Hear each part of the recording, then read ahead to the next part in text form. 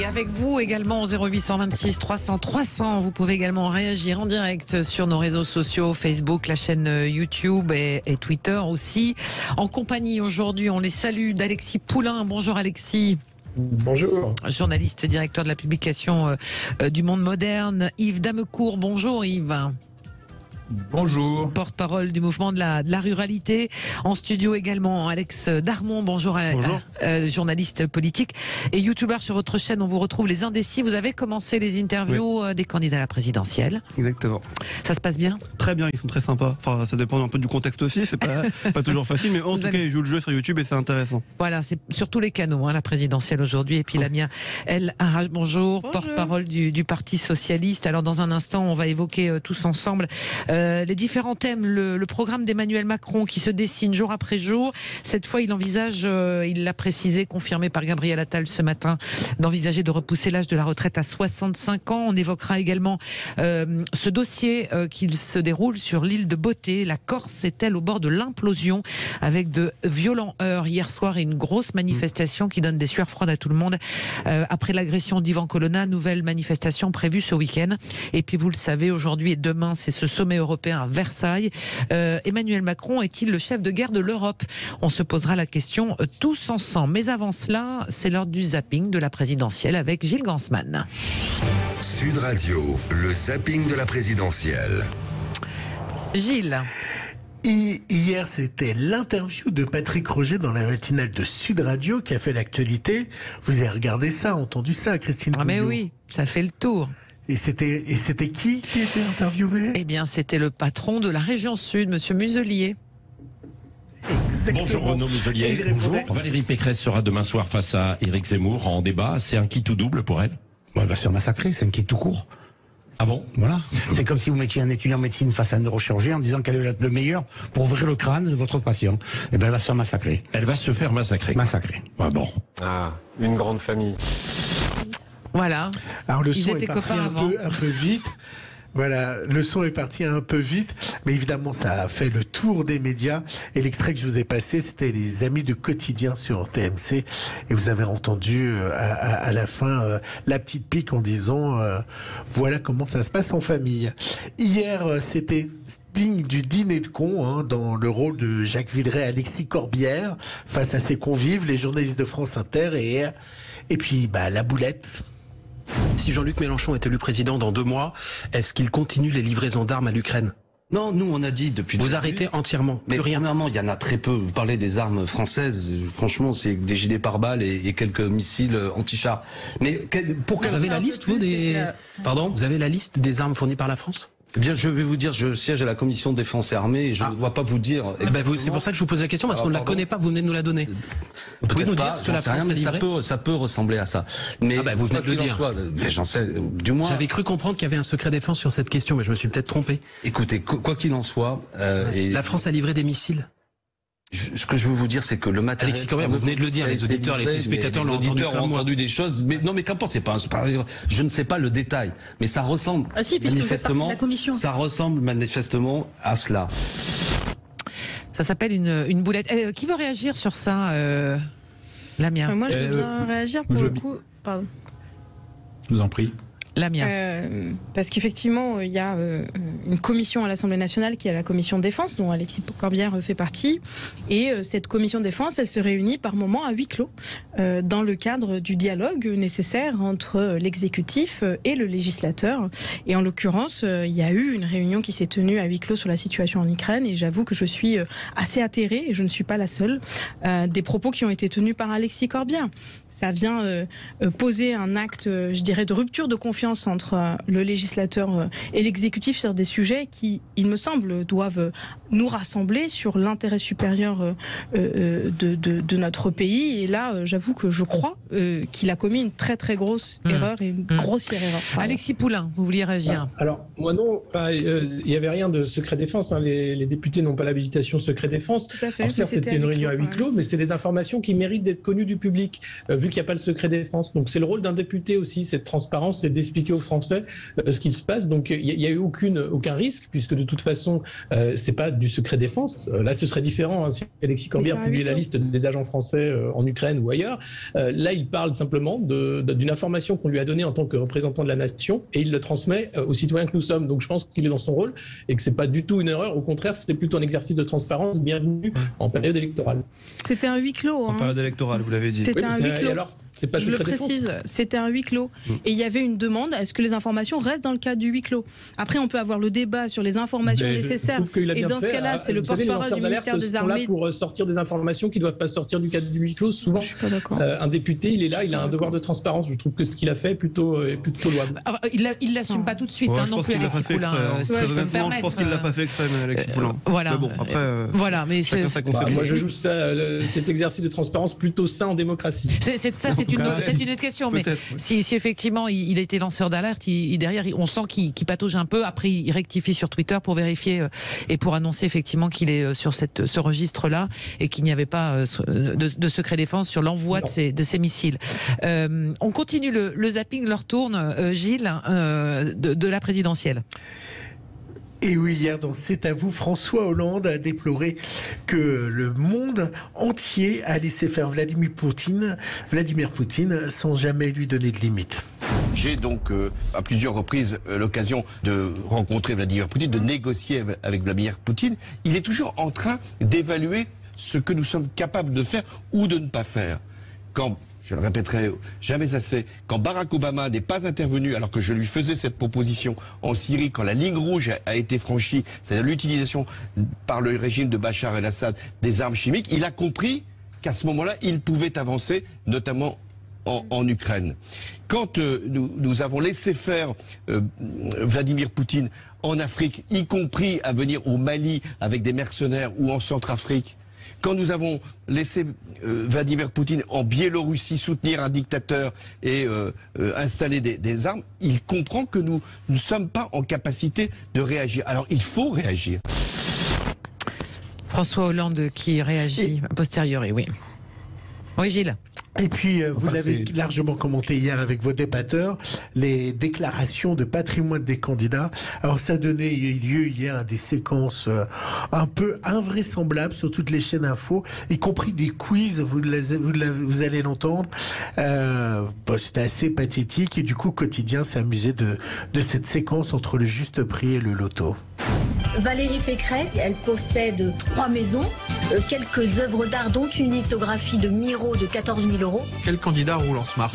C'est Fabien Roussel. Éric Zemmour, lui, il est propriétaire de 5 appartements. Fabien Roussel était à découvert de 219 € quand il a transmis des informations à la haute autorité. Quel candidat a une Peugeot 308? Yannick Jadot, il ne possède qu'un scooter électrique, évidemment. Mélenchon, 1,4 million. Oui, il paye l'ISF. Avec il paye l'ISF. Oui, Emmanuel Macron détient un record, c'est celui du nombre de comptes en banque. Il en a 6. Alors qui a un utilitaire? Ah, c'est Jean Lassalle. Bravo, propriétaire d'un Fiat Doblo Cargo. C'est un bon montage. Et qui fait pas vraiment de l'info? La réponse, elle est assez claire. Merci beaucoup Gilles Gansman pour ce zapping de la présidentielle. On vous retrouve demain pour les médias sur Sud Radio. Nous, on va ouvrir un autre compteur, celui de l'âge de départ à la retraite. 65 ans, promet Emmanuel Macron s'il est réélu pour un deuxième mandat. L'âge de départ a été donc confirmé, ça sera 65 ans. On y revient dans un instant avec nos 4 débatteurs, Alexis Poulain, Lamien El Harraj, Alex Darmon et Yves Damecourt sur Sud Radio. À tout de suite, juste après l'info de 11h. À tout de suite. Cette campagne présidentielle est passionnante aussi pour nous. Avec vous réagissez 0826 300 300 également sur les réseaux sociaux en compagnie de nos 4 débatteurs du jour. Ce matin, Lamien El Harraj, porte-parole du Parti Socialiste, Alex Darmon, journaliste politique, et vous tenez cette chaîne YouTube Les Indécis, avec ce démarrage des interviews des candidats à la présidentielle. Ils ont tous dit oui? Pas tous, non, pas tous, parce que tout le monde n'a pas envie de le faire et n'a pas envie de venir sur YouTube. Et puis c'est un format qui est très spécial. On fait 5 fois 5 minutes sur 5 propositions de campagne à chaque fois. Ouais. Donc tout le monde n'y arrive pas. Ouais. Les Indécis, donc c'est votre chaîne YouTube. On est également avec Alexis Poulain, journaliste et directeur de la publication du Monde Moderne, et Yves Damecourt, porte-parole du mouvement de la ruralité. Alors, on en arrive au coup de cœur et au coup de gueule. Alexis Poulain, vous avez relu le bilan de la Cour des comptes ou un nouveau rapport de la Cour des comptes, je crois? Alors, c'est un rapport de la Cour des comptes sur le... Alors, Alexis, Attendez, Alexis, on a un petit souci, avec votre ligne, ça bug un peu. On va continuer. Yves Damecourt, et on va rétablir ça. Yves, un coup de gueule aussi sur ces déclarations de revenus dont on vient de parler d'ailleurs avec ce petit medley réalisé par nos confrères de Quotidien. Oui, je pousse un coup de gueule, moi, contre les donneurs de leçons là qu'on entend sur les chaînes un petit peu partout en ce moment. François Hollande qui nous explique qu'il faut prolonger la vie des centrales nucléaires et construire de nouvelles centrales alors qu'il a pris la décision de démanteler nos centrales et de fermer Fessenheim. Bruno Le Maire qui demande aux Français de baisser leur chauffage et d'éteindre leur portable pour faire des économies. Emmanuel Macron qui nous appelle à la résilience, tous ces gens qui ont bradé notre indépendance énergétique, notre indépendance financière en faisant exploser la dette, notre souveraineté alimentaire. Aujourd'hui, on importe la moitié des aliments que nous consommons. Et aujourd'hui, ils viennent nous donner des leçons de sobriété. Et pendant ce temps-là, mon coup de cœur va aux Français qui ouvrent leurs maisons, sont prêts à accueillir des réfugiés ukrainiens, multiplient les dons, envoient des dons, des camions en Ukraine, voilà. Coup de cœur, coup de gueule. Oui, mais c'est vrai que ce sujet est quand même assez surprenant.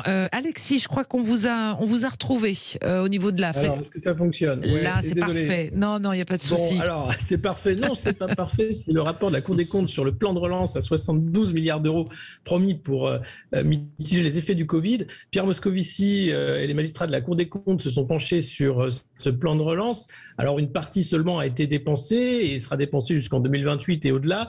Déjà, premier hic, le budget alloué à la communication semble injustifié. Beaucoup trop d'argent dépensé pour communiquer sur ce plan de relance. Alors, on peut comprendre, c'est campagne présidentielle, c'est une façon de se mettre en avant pour Emmanuel Macron et son gouvernement. Et puis, le deuxième gros problème, c'est qu'on n'arrive pas à identifier les bénéficiaires de ce plan de relance au niveau des territoires. Donc, ça va être très difficile de savoir qui a bénéficié de combien de ce plan de relance. Et puis, enfin, troisième gros souci, c'est qu'aujourd'hui, actuellement, il est impossible de voir quels ont été les effets de ce plan de relance sur la croissance compte tenu de la conjoncture internationale et d'autres activités des marchés. Donc 72 milliards pour de la com, ça paraît un peu cher, on attend de voir ce qui va se passer, mais le plus gros problème à mon avis, c'est la traçabilité justement de ces aides. Il faut vraiment qu'il y ait une transparence là-dessus parce que sinon, ça peut être du détournement d'argent public assez facilement et ça me paraît étonnant sur ce plan de relance de voir que les outils de traçabilité n'ont pas été mis en place ou pensés en amont. Attention, ils n'ont pas mis 72 milliards sur de la communication uniquement quand même. Non, pas du tout. Non, mais quand vous avez dit ça, je croyais que c'était effectivement... Je n'ai pas les chiffres exacts dans le rapport, mais c'est beaucoup trop compte tenu de ça. Et pour moi, le vrai problème, c'est la traçabilité des bénéficiaires qui me semble être un prérequis important puisque c'est de l'argent public pour de la relance, et donc il faudrait savoir qui et comment on va bénéficier de ces aides. Ouais, faudrait effectivement enquêter, savoir qui veut réagir à ce plan de relance français, européen. Il va y en avoir un nouveau, visiblement, pour faire face à la crise. C'est pas un plan de relance, c'est un plan de résilience, c'est ça? Ouais. Vous souriez, Alexis.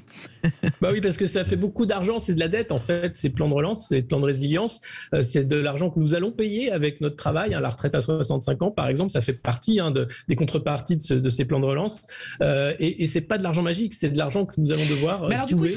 Je voudrais juste savoir votre position, il ne faut rien faire? Écoutez, je crois qu'il faut faire, mais faire bien. Quand je vois le rapport de la Cour des comptes qui est quand même alarmiste par rapport à la prudence qu'il faut avoir sur ce plan de relance, c'est inquiétant de voir qu'on sort autant d'argent avec si peu de garanties, à la fois sur l'efficacité, sur la traçabilité et sur le fait aussi que cette dette n'assure pas une pérennité de la croissance économique, loin de là.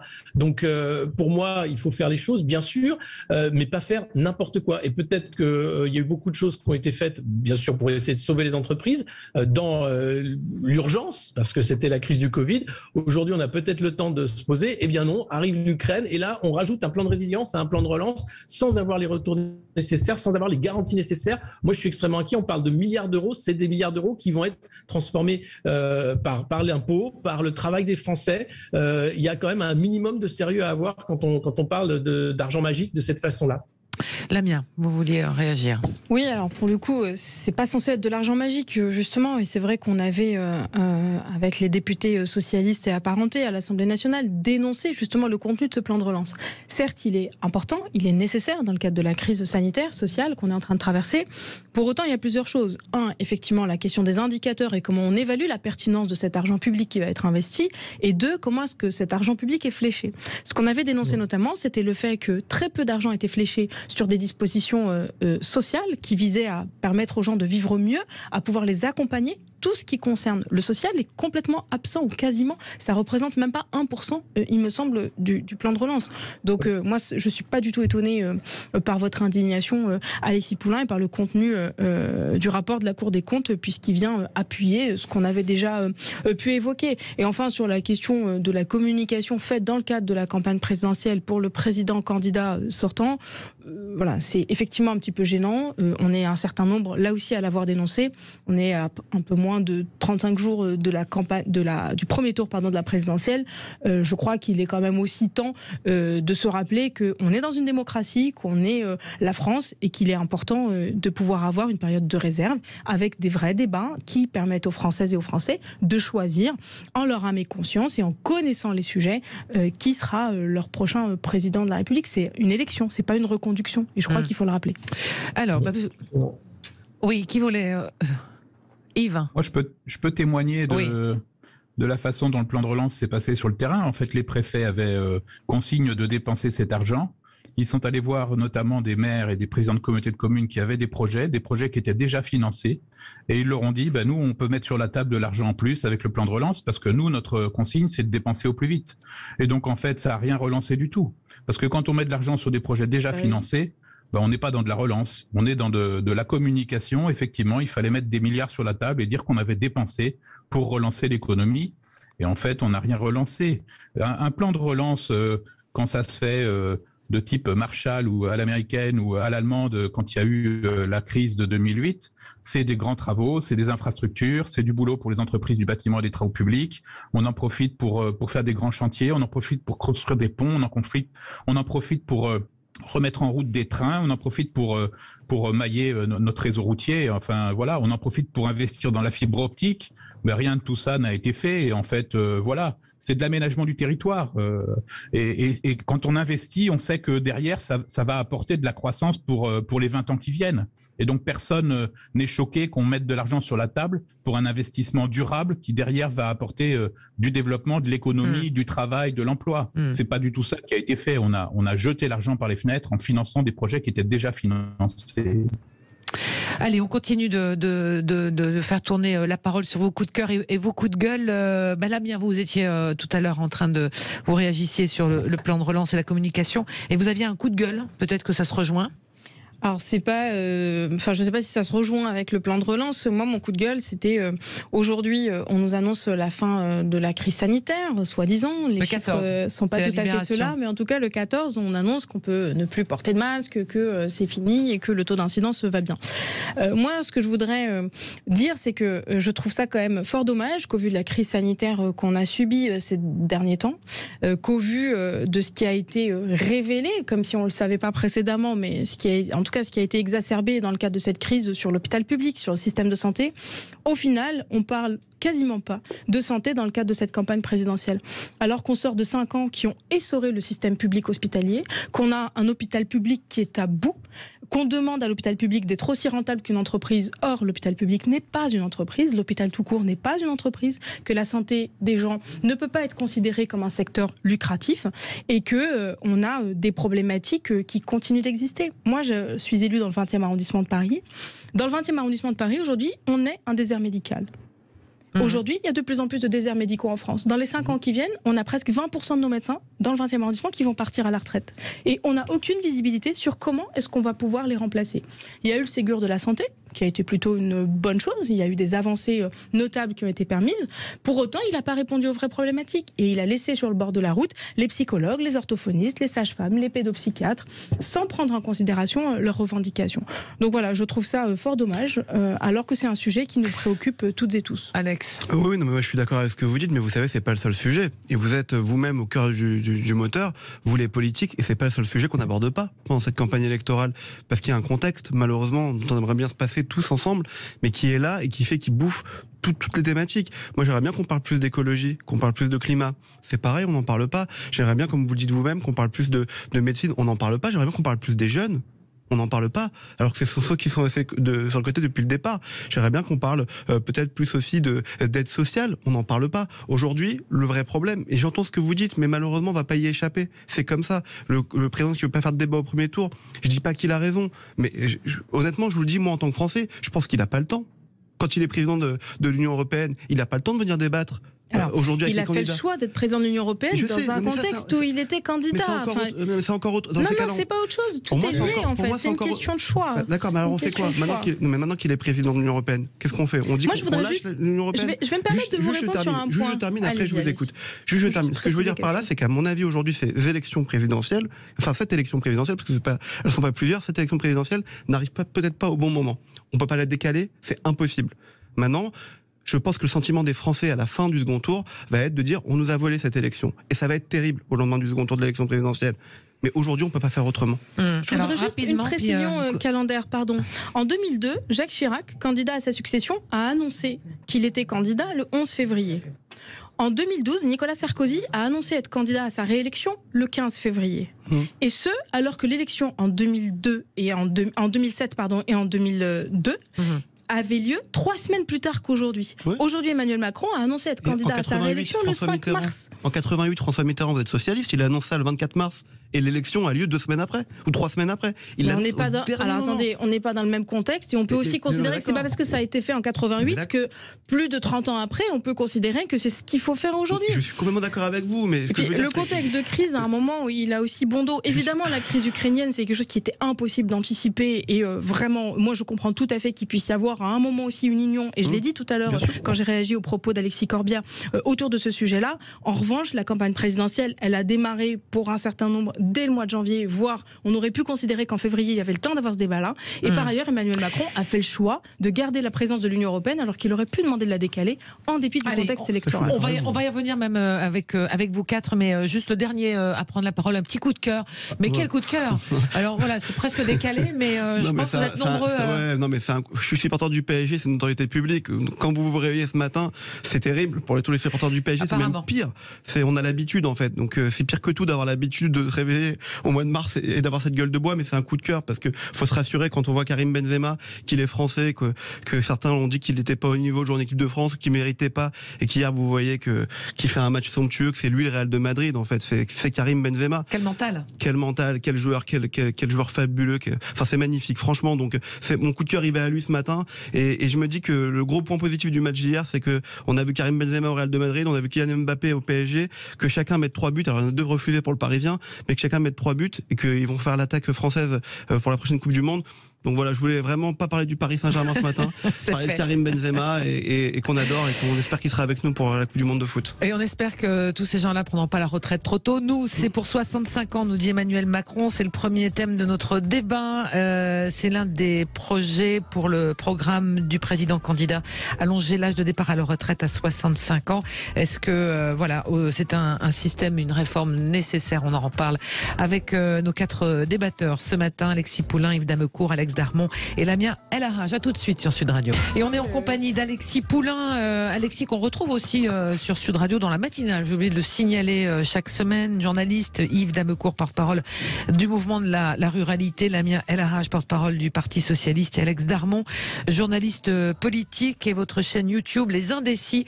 Vous avez commencé votre tour de table des candidats à la présidentielle. Qui c'est que vous avez reçu? On a reçu Yannick Jadot dimanche dernier, et là dimanche ça sera Jean Lassalle qui a répondu. Qui est descendu de son bus. Qui est descendu de son bus dans son QG à Paris, qui connaissait pas très bien encore. C'était marrant, vous verrez. Allez, on commence avec ce premier sujet. Emmanuel Macron envisage donc de repousser l'âge de départ de la retraite. L'âge de la retraite pour partir en retraite à 65 ans. J'y arrive. Un minimum de retraite à 1 100 € pour des carrières complètes et la suppression des principaux régimes spéciaux, sans préciser lesquels. C'est des annonces qui ont été faites ce matin par le porte-parole du gouvernement et du candidat, Gabriel Attal. Les Les régimes spéciaux concernés seraient par exemple la RATP, Facile, EDF, SNCF. Pour les nouveaux entrants, sujet sensible, le projet initial de la réforme d'Emmanuel Macron avant la crise sanitaire, on le rappelle, c'était de faire un système de retraite universel par points avec un âge pivot de 64 ans. 65 ans, ça serait pas le projet d'un certain Éric Woerth? Bah si, Alex, c'est complètement ça. C'est complètement ça. Et deux, qui est surpris? Parce que c'est aussi ça la question. Enfin, moi, personnellement... Donc c'est quoi? C'est couper l'herbe sous le pied de Valérie Pécresse? Mais non, c'est couper l'herbe sous le pied. C'est aussi un programme et des idées d'Emmanuel Macron qu'il affiche depuis longtemps, qu'on le veuille ou pas. Alors peut-être pas l'âge exactement en tout cas, mais en tout cas, il affiche les idées depuis longtemps. Le fait de vouloir repousser l'âge de la retraite, il a mis des gens dans la rue à cause de ça, rappelez-vous, sur des manifestations qui ont eu lieu juste avant les Gilets jaunes. Enfin, moi, en tout cas, je m'en rappelle parce que je prenais les transports en commun. Ce que je veux dire par là, c'est que c'est pas surprenant le fait qu'Emmanuel Macron cherche un axe de campagne, on en parlait juste avant, cherche des propositions de campagne, et puis c'est un deuxième mandat s'il est réélu. Il n'a plus rien à perdre. C'est-à-dire qu'il ira pour le coup au bout totalement de ses idées. Voilà. Donc là, il y a Éric Woerth qui le rejoint. C'est une idée de droite. Il assume peut-être enfin, le président de la République, d'être de droite, enfin, et il va le mettre en place. Voilà, moi je suis pas surpris du tout. Alexis Poulain. C'est-à-dire que, déjà, rappelez-vous, l'élection 2017, le projet d'Emmanuel Macron était assez flou. Il a été élu sur cet esbrouf communicationnel. Là, il a un seul projet, c'est de faire les réformes qu'il n'a pas pu faire en 5 ans. C'est ça. Puisque là, il évite la campagne. Alors certes, avec son emploi du temps très chargé, etc., c'est surtout une façon d'éviter son bilan, de défendre son bilan. Bilan qui n'est pas si reluisant que ça en réalité, malgré les chiffres qu'on nous présente à la fois sur le chômage, le pouvoir d'achat, etc. Enfin, vous n'avez pas, vous avez vu le prix de l'essence ces derniers jours. Alors, le Covid excusant ceci, la guerre en Ukraine excusant cela, c'est jamais la faute d'Emmanuel Macron, mais tout de même. Donc, une manière très simple d'effacer un bilan calamiteux, une manière facile aussi de dire, bah oui, j'ai pas fait ce que je voulais en 5 ans, l'égalité homme-femme, par exemple, catastrophique. Eh bien, je vous propose de faire ce que j'ai pas fait en 5 ans. Bon, ça, c'est pas vrai. Je veux bien qu'on tape tout le temps. C'est un aveu d'un bilan raté. Et donc, Alexis, le voilà qui nous propose quoi? Davantage d'efforts, d'un sujet, vous allez sur un plus, autre. pas pour gagner plus. Oui. Non mais c'est pas vrai. On parle d'un sujet, on parle de la retraite. Vous allez sur un autre sujet. Mais oui, vous avez complètement raison. Moi, je trouve qu'il a pas tenu ses promesses. Il a rien fait. Mais dites pas que c'est catastrophique sur les violences faites aux femmes. C'est pas assez. On est tous d'accord là-dessus. Et il faut mettre beaucoup plus d'argent, beaucoup plus de moyens. Mais moi, j'en ai jamais entendu parler. J'ai 34 ans. J'en ai jamais entendu autant parler depuis 5 ans. Et heureusement. Mais je dis encore une fois, c'est pas assez. Mais dites pas c'est catastrophique. Faut avoir la juste mesure des choses dans la vie. Oui, il a rien fait sur le reste et sur plein de choses, mais pas sur les violences faites aux femmes. Écoutez, sur le pouvoir d'achat, c'est pas bon. Non, mais sur la retraite, Alexis, je voudrais qu'on revienne sur la retraite. Est-ce que dire on va travailler plus longtemps parce que le projet, le programme, etc., politiquement, d'abandonner l'ancien système qu'il souhaitait mettre en place avant, je le rappelle aussi, et là tout le monde était d'accord pour dire on peut pas faire une réforme des retraites pendant une pandémie alors qu'on est tous confinés chez nous. Souvenez-vous quand même des débats, on était à 2 doigts de ça. Aujourd'hui, il dit on abandonne ce système, on part à 65 ans. C'est quoi? C'est un reniement? Yves Damecourt et Lamia, c'est reconnaître que le système de retraite aujourd'hui par répartition finalement fonctionne bon an mal an, mais qu'il faut de toute façon retoucher. Et puis la question des régimes spéciaux. Yves et Lamia. Oui, c'est un reniement parce qu'en fait tout était voté, donc il y avait plus qu'à. Et donc il recule. En 2017, il avait pas vraiment de projet politique. Au mois de février, il disait que en fait l'élection présidentielle c'était pas une élection sur un projet, c'était la rencontre entre un homme et un peuple. Et puis ensuite, avec la pression des médias et des autres partis, il a demandé à McKinsey de lui faire un projet politique qu'ils ont fait en une semaine en allant prendre des idées ici et là. Aujourd'hui, on a un vrai problème. Le régime des retraites aujourd'hui n'est pas équilibré, donc il faut bien trouver un équilibre. Je vous rappelle que les dépenses sociales, ce sont les plus grosses dépenses de notre État, et dans les dépenses sociales, la retraite, c'est le plus gros poste. Et donc, il faut trouver des solutions. L'âge de départ à la retraite, c'est pour cristalliser le débat et puis pour essayer de marquer un peu une frontière. Mais bon, en fait, l'âge de départ à la retraite, c'est un faux sujet. Aujourd'hui, on a le problème de l'âge auquel on rentre dans l'activité professionnelle. On a le problème de l'allongement de la durée de la vie. On a le problème de l'emploi, parce que si on était au plein emploi, on équilibrerait plus notre régime des retraites. Et aujourd'hui, rien n'est fait pour qu'on arrive au plein emploi. Nous, notre projet au mouvement de la ruralité, c'est le plein emploi. Et le jour où on sera au plein emploi, on aura moins de problèmes pour équilibrer notre régime des retraites. Alors oui, il faut partir plus tard. Ça dépend du métier qu'on fait. Et donc la retraite par points universel, ça n'a pas fonctionné parce qu'en fait, assez vite, on s'est aperçu qu'il y avait une multitude de métiers avec des caractéristiques différentes. Et que donc, la question le de la fait de pénibilité, vouloir tout décider depuis Paris, ça marche pas. Et puis, il faut faire rentrer la capitalisation aussi dans la retraite. Il faut faire rentrer l'accession à la propriété. Là-dessus, tout le monde n'est pas d'accord. Pour l'accession à la propriété, que les gens soient propriétaires de leur maison quand ils arrivent à la retraite. Or, pour l'accession à la propriété, Emmanuel Macron a fait tout le contraire, puisqu'il a enlevé les allocations pour permettre d'accéder à la propriété. Donc voilà, tout ça, c'est un peu tout et son contraire. Lamia El Harraj, est-ce que ce dossier des retraites est audible au même titre? Parce que par exemple, Emmanuel Macron, à 31% pour les 50-64 ans, c'est celui qui serait choisi par les électeurs, les 50-64 ans dans le Rolling Sud Radio, au quotidien. Est-ce que c'est mettre en danger ce vote-là? Et est-ce que c'est crédible aussi, ces autres candidats qui promettent la retraite à 60 ans? Je ne sais pas si la question du sondage que vous posez est celle qui répond à la problématique. Moi, ce que je constate juste, c'est que Emmanuel Macron assume désormais d'être de droite et que c'est un libéral, ce qu'il a toujours été, qu'il a toujours défendu un programme de droite libéral. Aujourd'hui, la question de l'âge de départ à la retraite, ce qu'elle pose, ce qu'elle vient stigmatiser, c'est qu'effectivement, on a un système de retraite aujourd'hui qui est déséquilibré globalement et qu'il faut être en capacité d'y répondre. Mais y répondre en focalisant uniquement sur la question de l'âge est un faux débat. Parce que je me permets quand même de rappeler que si l'espérance de vie globalement en France, elle augmente, c'est vrai, l'espérance de vie en bonne santé, en revanche, est assez inquiétante. Parce qu'aujourd'hui, votre espérance de vie en bonne santé quand vous êtes ouvrier ou quand vous êtes cadre intermédiaire ou cadre supérieur, elle n'est pas la même. Sauf que quand vous êtes ouvrier et que votre espérance de vie en bonne santé, elle s'arrête à 60 ans, ça pose quand même une vraie question si on vous demande de pouvoir travailler jusqu'à 65 ans. Si votre espérance de vie en bonne santé, c'est 62 ans, quand on vous demande de travailler jusqu'à 65 ans, ça pose aussi une interrogation. Après, je crois qu'il y a aussi des sujets qui ne sont pas du tout posés. C'est la question, effectivement, ça a été évoqué, de l'âge auquel on commence à travailler. Ouais. Quand on voit aujourd'hui que 30% des moins de 25 ans sont au chômage, ça pose quand même aussi une question. La question des carrières longues, des carrières hachées, pardon, avec de plus en plus de périodes de chômage, de périodes intercalaires, de temps non complets, donc des temps partiels subis, notamment quand on est une femme, où on a plus de risques d'avoir des carrières hachées et plus de risques d'avoir des postes précaires, mal rémunérés à temps partiel. Et ça pose aussi la question du plein emploi, effectivement, puisqu'aujourd'hui on nous annonce les chiffres du chômage aussi, peut-être les chiffres du chômage et l'emploi des seniors, tout à fait. Les chiffres du chômage soi-disant baisse. En réalité, c'est pas tout à fait comme ça que ça se passe, parce qu'on a aussi plus de gens qui sont radiés aujourd'hui du système d'allocation chômage, et ça pose un certain nombre d'interrogations qui dépassent complètement l'unique question de l'âge de départ à la retraite, qui est une réforme injuste. Mais je ne suis pas du tout étonnée, vu ce qu'a pu défendre Emmanuel Macron dans le cadre du quinquennat précédent. Mais comme il refuse d'avoir un bilan... écoutez, on va y revenir à Emmanuel Macron dans un instant, puisqu'il va présider donc ce sommet européen à Versailles aujourd'hui et demain.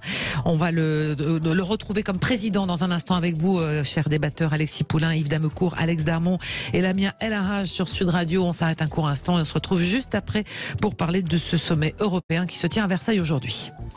Avec Lamia El Harraj, porte-parole du Parti Socialiste, Alex Darmon, journaliste politique, youtubeur, et vous le retrouvez sur sa chaîne Les Indécis.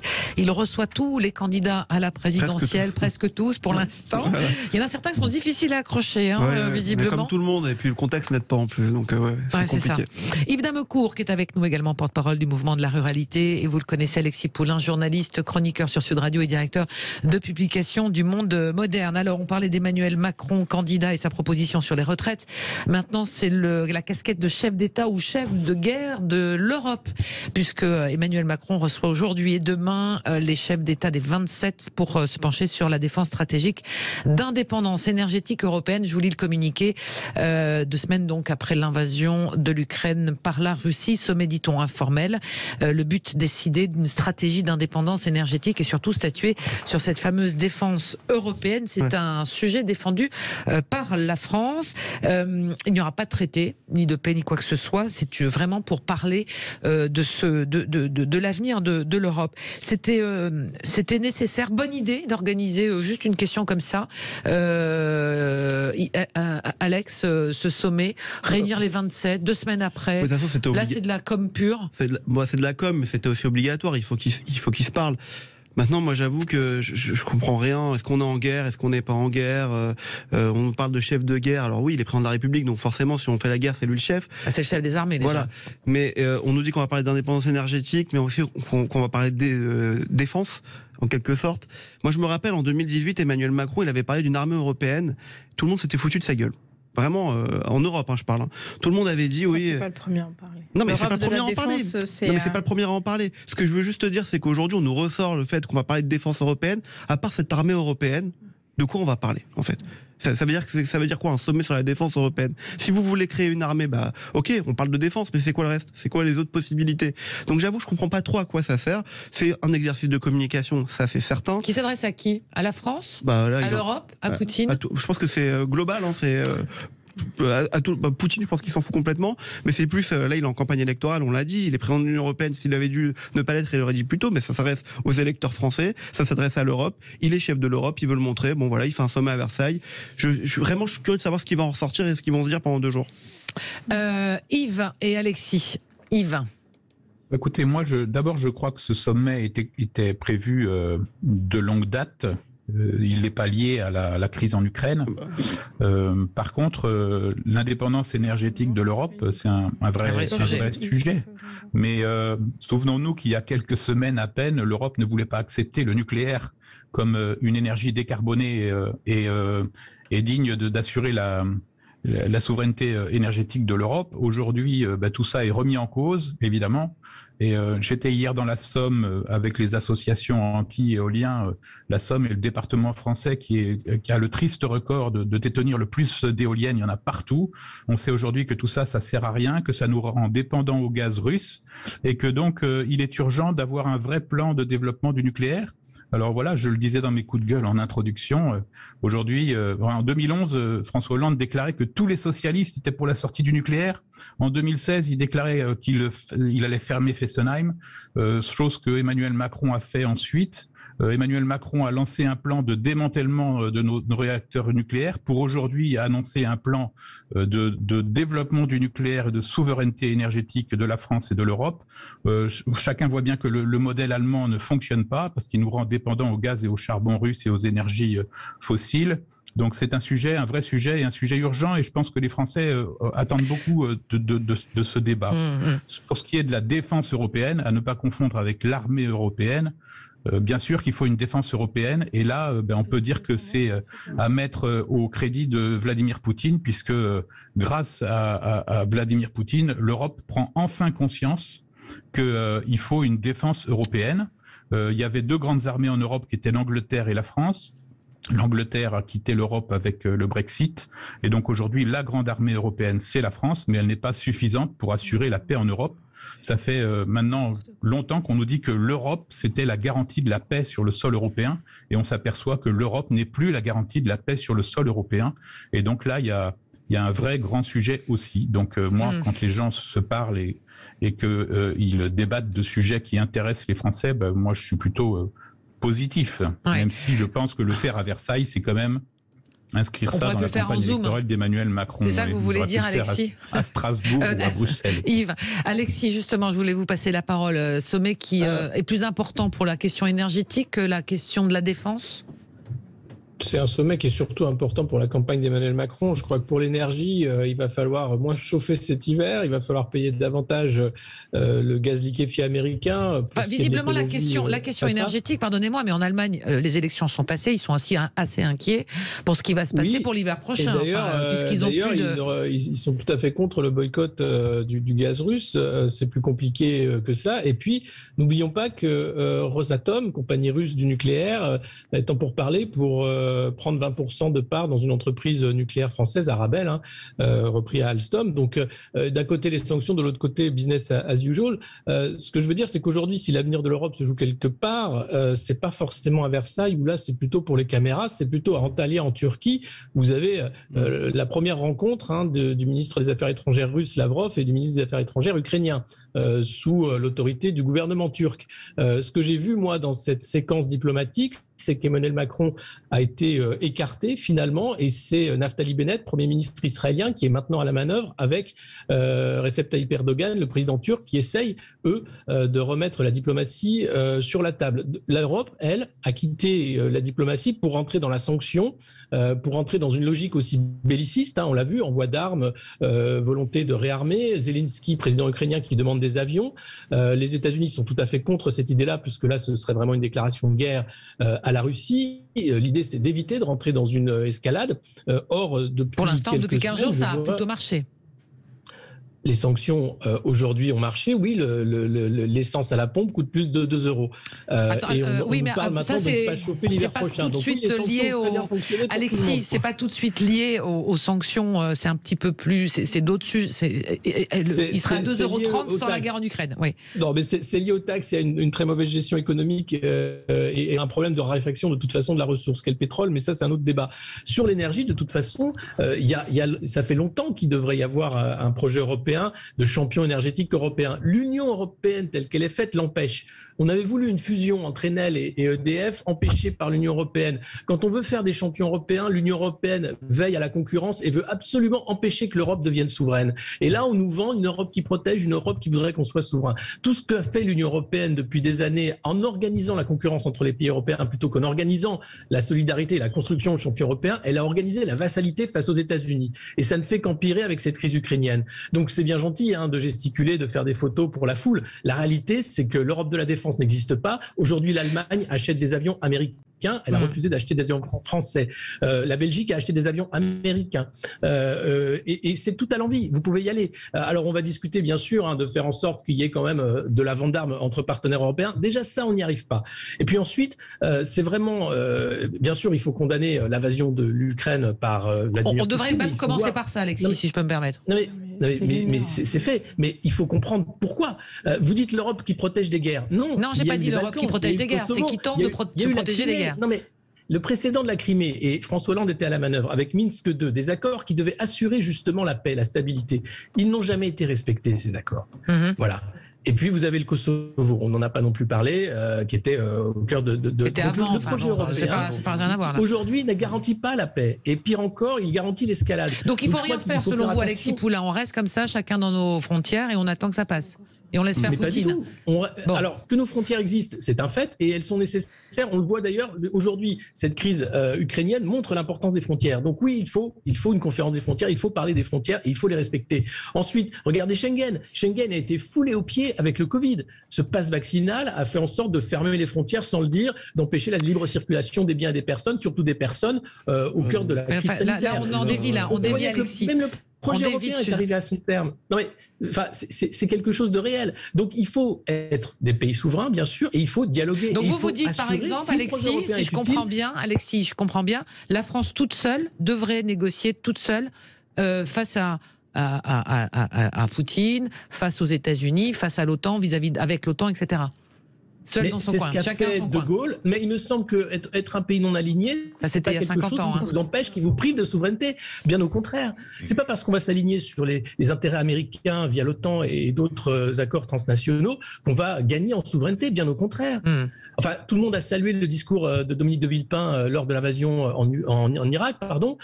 C'est pas pour rien. C'est parce qu'on retrouvait enfin cette force française d'être un pays non aligné, notamment au Proche et au Moyen-Orient. La France avait une voix diplomatique extrêmement importante. Il y en a beaucoup qui ont cru quand même, effectivement, Vladimir Poutine quand il disait qu'il n'allait pas envahir l'Ukraine. Et les seuls qui avaient raison, c'était les États-Unis. Je veux juste rappeler quand même, parce que je suis un peu... j'écoute depuis tout à l'heure les propos d'Alexis Poulain, je suis quand même assez choquée. Je veux juste rappeler que, accessoirement, il y a une guerre en Ukraine et que, pas plus tard qu'hier, il semblerait que la Russie ait bombardé une maternité à Mariupol. juste accessoirement. C'est-à-dire qu'aujourd'hui, il y a des crimes de guerre qui seraient en train d'être commis, je mets le conditionnel, mais a priori, de par les images qu'on a, de par les témoignages... Attendez, laissez-moi finir. De par les témoignages qu'on a, et les retours qu'on a... réfugiés. Non mais attendez, là c'est extrêmement choquant. Il faut quand même être honnête sur de commencer à dire que potentiellement ce serait pas le cas. Alexis. Je vous invite à aller voir les témoignages de civils qui nous arrivent, à aller voir la quantité de civils qui sont en train d'être tués, avec des corridors humanitaires qui ne sont pas respectés, avec un cessez-le-feu qui est censé pouvoir être négocié pour permettre aux civils assiégés aujourd'hui à Mariupol de pouvoir s'échapper, et ce n'est absolument pas respecté par la Russie. Donc je crois que ce sommet européen, il est extrêmement bienvenu et qui doit nous permettre d'aller plus loin dans les sanctions européennes qui doivent aujourd'hui être débattues, à savoir celle de la question de l'indépendance énergétique. Évidemment, la question de notre dépendance au gaz russe, aujourd'hui, elle se pose et elle doit être mise sur la table. Et ma famille politique plaide depuis toujours pour une Europe de la défense. Je crois qu'aujourd'hui, on est en train de se rendre compte à quel point c'est important d'être en capacité de poser une position commune avec une vraie position en matière de défense. Jamais j'aurais cru qu'on reverrait la guerre en Europe. Aujourd'hui, on y est confronté. C'est extrêmement grave et il est temps de mettre fin à cette escalade de violence et à mettre un stop à Poutine. On ne peut pas continuer comme ça. La question est de savoir c'est comment on met un stop à Poutine. Tout à fait. Donc la question de l'indépendance énergétique et arrêter notre approvisionnement au gaz. Je reviens, Alexis, sur l'histoire de l'hôpital. C'est important parce que il y a beaucoup de nos confrères journalistes qui sont sur place et qui parlent effectivement de ce genre d'événements, et on ne peut pas remettre en question le fait que... Je ne remets pas en question, je dis juste attention, parce que c'est important de parler au conditionnel. Et aujourd'hui, c'est très difficile d'avoir des informations. Il y a beaucoup de confrères qui sont sur le terrain. Tous les confrères journalistes indépendants qui sont sur place apprécieront votre pragmatisme. Moi, j'ai plein de copains qui sont sur le terrain et qui me disent qu'il se passe vraiment ce qu'on entend. Donc, voilà. Après qu'effectivement, sur les réseaux sociaux, il y ait des formes de déformation. On en parlait tout à l'heure avec l'invité de l'expert. Mais je pense qu'il faut être aussi raisonnable sur quand on met en garde et sur l'utilisation du conditionnel, certes, mais il s'est passé quand même des choses graves, et il se passe des choses graves tous les jours sur le terrain. Voilà. Moi, je suis. Et j'espère que la France va saisir la Cour pénale internationale. On vous a pas entendu, pardonnez-moi. Juste, je suis viticulteur et je travaille avec l'Ukraine, et notre client en Ukraine s'appelle Wine Bureau, et leur entrepôt, c'est pas un entrepôt de munitions, c'est un entrepôt de vin, a été bombardé par les Russes. Et donc voilà, c'est des cibles civiles, ça n'a rien à voir avec des cibles militaires. On est vraiment dans des bombardements tout azimut et on touche tout le monde. Et la façon dont tout ça se passe est détestable. Voilà. Sur le gaz, je voudrais témoigner juste parce que j'ai été maire de Sauveterre de Guyane pendant 12 ans. C'est une commune qui a une installation de recompression de gaz sur un gazoduc qui va du sud vers le nord de la France, qui s'appelle l'artère de Guyenne. Avant 2010, le gaz arrivait à Fos-sur-Mer, il arrivait du Qatar et d'Algérie. Et depuis le Fukushima, en fait, les gaziers se sont déplacés. En fait, le Japon s'est mis à acheter du gaz. Un certain nombre d'autres pays ont acheté du gaz après Fukushima. Et donc, la France n'achetait plus de gaz en Algérie et au Qatar. Et donc, elle a acheté son gaz en Russie. Et la station de gaz de Sauveterre de Guyenne, qui était faite pour pousser le gaz du sud vers le nord, a été modifié pour pousser le gaz du nord vers le sud, vers nos installations de stockage à Lac et à Lussanier et vers l'Espagne. Ouais. Et donc voilà, la géostratégie du gaz, la géopolitique du gaz existe, et aujourd'hui, il va falloir prendre des solutions pour acheter notre gaz ailleurs et repousser du sud vers le nord. Ça nous fait penser à la fable de La Fontaine, la cigale. C'est ce qu'on a peut-être été un peu trop pour l'Europe pendant des années avec le gaz russe. On s'est peut-être laissé endormir sur cette question-là. Et peut-être que les choses vont à nouveau changer. On va se décaler d'un cran pour évoquer dans un instant le dossier Corse. Est-ce que c'est un nouveau dossier explosif en vue pendant cette campagne présidentielle? Violent heure hier soir lors d'une manifestation qui demandait effectivement, après l'agression d'Ivan Colonna, les autorités se disent inquiètes de celle qui arrive prochainement. Est-ce que c'est une nouvelle poudrière? On en parle avec vous et nos débatteurs sur Sud Radio. À tout de suite. Avec Alexis Poulain, Lamia El Harraj, Alex Darmon, Yves Damecourt, dernière ligne droite de notre débat autour de la situation en Corse après l'agression d'Ivan Colonna lors d'une séance de sport dans la prison où il était incarcéré. Il est aujourd'hui toujours dans un état critique à l'hôpital. l'hôpital dans le coma. Il y a 4200 personnes qui ont manifesté ce dimanche, mais hier soir, il y a eu des manifestations violentes du côté de Bastia. Il y a des CRS et 3 civils qui ont été blessés. Le statut de détenu particulier a été levé pour Yvan Colonna, ce qui l'empêchait d'être transféré dans une prison corse. Évidemment, du côté nationaliste corse, on dit que c'est beaucoup trop tard et les autorités sont très inquiètes de ce qu'il se profile pour ce week-end où il y aura d'autres manifestations prévues pour demander donc la libération et un nouveau débat corse. Est-ce que c'est la poudrière corse qui se profile dans ce dossier? Alexis Poulain, qu'est-ce que vous en pensez? Est-ce que le gouvernement aujourd'hui fait face à un nouveau dossier corse qui s'ouvre après l'agression de Colonna? Oui, complètement. Surtout qu'on a vu l'appel des différentes organisations nationalistes à faire union pour ce week-end. On a vu les violences aussi hier lors des manifestations. Un ras-le-bol aussi parce que Yvan Colonna a été finalement utilisé dans une tractation politique. Vous savez que les nationalistes demandent le retour sur l'île des détenus corses sur le continent. Ça faisait partie de la balance. Et puis on voit qu'il y a un ras-le-bol puisque ces négociations sont au point mort et évidemment la Corse est une poudrière. On a vu aussi plus récemment la Réunion et là encore une île qui ferait sécession. Ça ferait quand même encore lourd au bilan d'Emmanuel Macron, même si lui n'est pas responsable, malgré les accusations du camp nationaliste de quasiment un assassinat d'État, enfin au moins une commande d'État pour ce qui est de l'agression d'Yvan Colonna. Il y a quelque chose de grave. Alors, je pense qu'on pourrait quand même avancer sur le dossier corse, notamment sur le rapatriement des détenus dans l'île.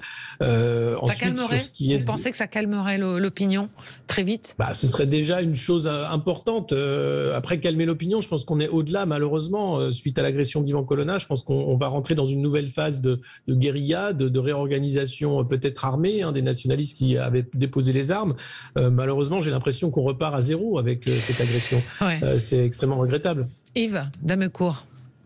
On n'avait pas besoin de ça, en fait. Et puis, on s'aperçoit que Jean Castex, aujourd'hui, fort de cette agression et du fait que Yvan Colonna soit dans le coma, a pris la décision que les Corses attendaient depuis longtemps et qui rend possible le rapatriement d'Yvan Colonna dans une prison corse. Mais bon, tout ça arrive beaucoup trop tard.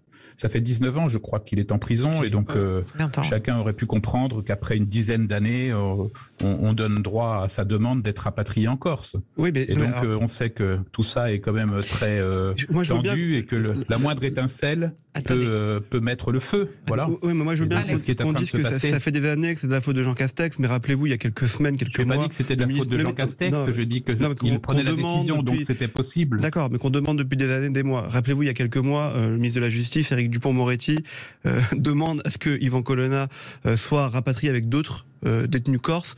On dit que c'est de la machination, que c'est de la manipulation de la part du ministre de la Justice, parce qu'il était son ancien avocat et qu'il n'avait pas à le demander. Donc, le dossier. Le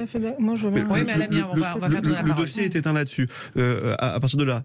Maintenant, moi, ce qui me fait très peur, c'est que les images que j'ai vues hier, la jeunesse dans les rues, qui manifeste, les cocktails Molotov qui volent en plein Ajaccio, une préfecture qui a été attaquée, qui est en feu, et la jeunesse, quand vous l'écoutez, qui dit c'est un peu notre histoire. Donc oui, ça va péter, forcément. Ça part toujours de la jeunesse. Et là, ils sont très en colère. Moi, ça me fait très peur et j'attends avec beaucoup d'inquiétude ce week-end. La mienne. Moi, je veux pas donner l'impression de tirer sur une ambulance. Cependant, il faut quand même rappeler les faits. C'est que Yvan Colonna était sous un statut particulier, qui est le statut particulièrement surveillé. Donc, il y a deux questions qui se posent. En décembre dernier, tous les groupes parlementaires ont signé une tribune, sauf LR, le MoDem et LREM, demandant à ce que ce statut DPS soit levé pour qu'Yvan Colonna puisse être rapatrié en Corse. Ça a été refusé. Donc, la présidente du groupe socialiste, Valérie Rabault, avait signé cette tribune, ça a été refusé par le Premier ministre. Donc c'est juste un fait factuel. Deuxièmement, la question qui se pose aussi, c'est comment un prisonnier djihadiste considéré comme dangereux peut être en contact avec d'autres détenus, notamment un détenu sous le statut DPS. Donc ça pose quand même un certain nombre de questions et je crois qu'on est en droit de les poser de façon très légitime. Et évidemment qu'il faut s'inquiéter de ce qui est en train de se passer en Corse. Ça vient exacerber des tensions préexistantes. On ne va pas revenir sur la question du contexte et sur les difficultés qu'on rencontre actuellement. On se rend bien compte que tout ça est extrêmement tendu et là c'est le feu aux poudres potentiellement. Il faut un appel au calme vraiment violente, parce qu'on ne peut pas voir cette situation dégénérer davantage avec des cocktails Molotov, avec des gens qui sont en colère, de façon légitime sans doute, mais là il faut retrouver la voie du dialogue et de l'apaisement. Il y a eu plusieurs appels au calme lancés par des personnalités politiques, mais peut-être qu'aussi encore s'il faut appeler au calme également, mais en tous les cas c'est un sujet, on y reviendra sur Sud Radio, c'est une évidence, puisque je vous le rappelle, donc il y a une manifestation qui est prévue pour ce week-end en soutien donc à Yvan Colonna, sa famille et détenus corses qui sont toujours sur le continent. Merci à tous les quatre pour ce débat ce matin. Alexis Poulain, Yves Damecourt, Alex Darmon et Lamia El-Harraj. Dans un instant, le débat et le parler vrai, le parlons vrai continue avec notre ami André Berkoff sur Sud Radio. Et juste après l'information de midi. Je vous retrouve demain à 10h. Bonne journée.